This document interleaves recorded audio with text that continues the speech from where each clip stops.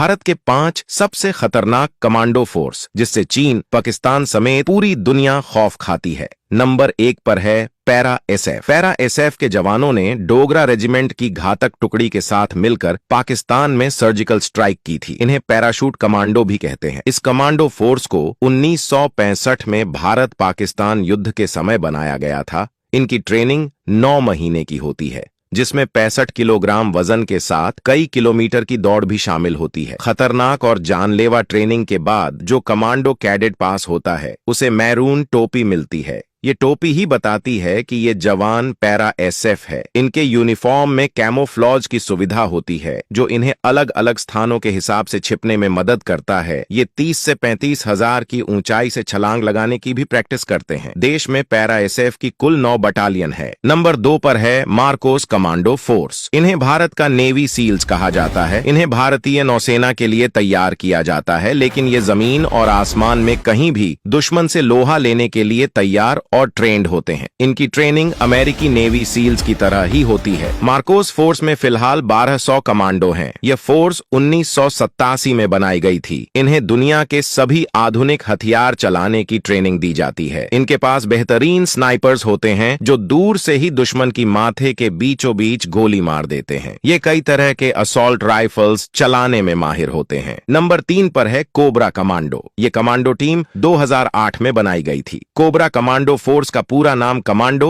Battalion for resolute action है। इनकी 3 महीने की ट्रेनिंग होती है। फिलहाल इस फोर्स में 10,000 कमांडो हैं। आमतौर पर इन्हें गोरिल्ला ट्रेनिंग और नक्सल वॉरफेयर के लिए ट्रेंड किया जाता है। इन्हें दुनिया की बेस्ट पैरामिलिट्री फोर्स में गिना जाता है। यह दुश्मनों पर लगातार हमला करने में एक्सपर्ट होते हैं। राष्ट्रपति भवन और संसद समेत कई महत्वपूर्ण इमारतों की सुरक्षा का काम इनके पास है। नंबर 4 पर है एनएसजी कमांडो फोर्स। जब भी देश में बड़े आतंकी हमले हुए हैं, चाहे वह 26/11 हो या फिर अक्षरधाम मंदिर का हमला हो, एनएसजी कमांडो फोर्स ने ही आतंकियों को ढेर किया है। इन्हें देश के ब्लैक कैट्स कहा जाता है। एनएसजी का पूरा नाम नेशनल सिक्योरिटी गार्ड है। इस फोर्स को 1984 में बनाया गया था। फिलहाल इसमें 10,000 सक्रिय कमांडो हैं, जिन्हें अलग अलग कामों के लिए अलग अलग टीमों में बांटा गया है। ये आतंकरोधी अभियानों में पूरी तरह से प्रशिक्षित होते हैं। इसमें देश के किसी भी सैन्य, अर्धसैनिक बल या पुलिस से जवान शामिल हो सकते हैं। इनकी ट्रेनिंग 14 महीने की होती है। ये गृह मंत्रालय के तहत काम करते हैं। ये वीआईपी सिक्योरिटी, हाईजैकिंग रोकने, बम का पता लगाने जैसे अन्य कामों में भी तैनात किए जाते हैं। नंबर 5 पर है गरुड़ कमांडो फोर्स। यह भारतीय वायुसेना की घातक कमांडो फोर्स है। इस फोर्स को फरवरी 2004 में बनाया गया था। इनका मुख्य काम air assault, air traffic control, close protection, search and rescue, आतंकरोधी अभियान, डायरेक्ट एक्शन, एयरफील्ड्स की सुरक्षा आदि। इनकी ट्रेनिंग 72 हफ्तों की होती है, जो सभी कमांडो से सबसे ज्यादा लंबी होती है। गरुड़ कमांडो रात में हवा और पानी में मार करने के लिए एक्सपर्ट होते हैं। हवाई हमले के लिए इन्हें अलग से ट्रेनिंग दी जाती है। फिलहाल इस फोर्स में 1780 गरुड़ कमांडो हैं।